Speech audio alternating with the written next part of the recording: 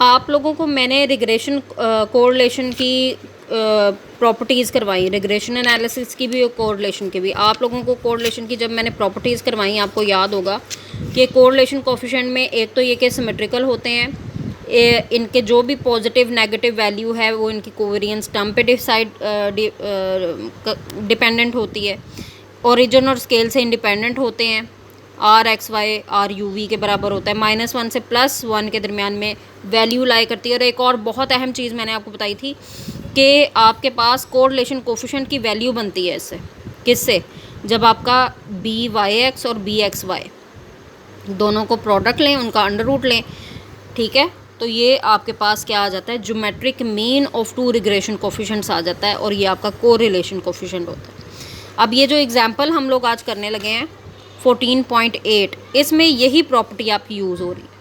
Find the correlation coefficient if the two regression coefficients have the following results. अब ये आपको दिया हुआ है जी 0.45 और 0.80। 0.45 आपके पास क्या है, बी वाई ऑन एक्स है। 0.8 आपके पास क्या है, बी एक्स वाई है। -0.1 क्या है आपके पास, बी वाई ऑन एक्स है। और -0.4 आपके पास क्या है, बी एक्स ऑन वाई है। प्लस माइन इन दोनों के ना साइन हमेशा सेम होते हैं। ये देखें यहाँ पर भी, ये पॉजिटिव है तो ये भी पॉजिटिव है, ये नेगेटिव है तो ये भी नेगेटिव है। अब इस सिचुएशन में आपके पास बी वाई ऑन एक्स और बी एक्स ऑन वाई का मल्टीप्लाई करेंगी आप, अंडर रूट लेंगी। Geometric mean of two regression coefficients है ना, तो कोरिलेशन की वैल्यू निकलती है।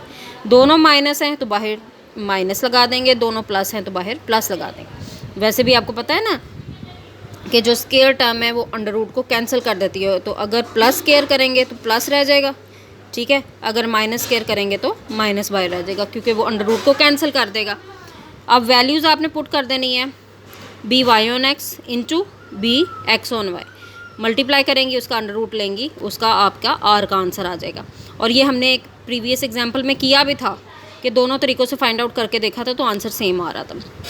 बी वाई ऑन एक्स और बी एक्स ऑन वाई को आप मल्टीप्लाई करेंगी दूसरी सिचुएशन में भी, और इसी तरह साइन कॉमन ले लेंगी तो आपके पास आर का आंसर आ जाएगा। इस तरह के सवाल आपके शॉर्ट क्वेश्चन आंसर्स में आ जाते होते हैं।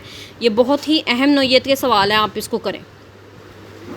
इसके बाद 14.9 एग्जाम्पल देखिए आप, इसमें आपको सैम्पल दिया हुआ है 20 पेयर्स का, n 20 है।